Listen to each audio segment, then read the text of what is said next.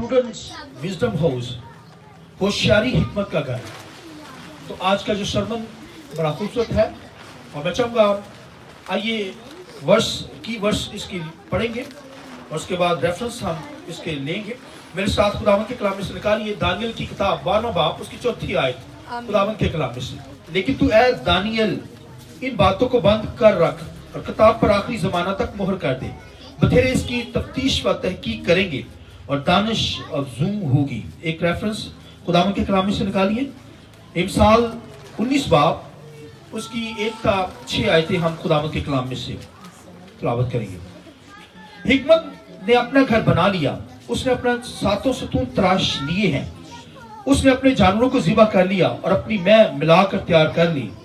उसने अपने दस्तरखान बीच चुन लिया, उसने अपनी सहेलियों को रवाना किया है और वो खुद शहर की ऊंची जगहों पर पुकारती है। जो सादा दिल से इधर आ जाए, जो सादा दिल है इधर आ जाए। और बेअकल से वो कहती है आओ मेरी रोटी में से खाओ और मेरी मिली हुई मैं में से पियो। ऐ सादा दिलो बाज आओ और जिंदा रहो और फहम की राह पर चलो। एक और रेफरेंस देखिए, मैं चाहूंगा मिसाल की किताब उसका 8वां बाब है। मिसाल 8वां बाब खुदावंद के कलाम में से पहली आयत, क्या हिकमत पुकार नहीं रही और फहम आवाज बुलंद नहीं कर रही?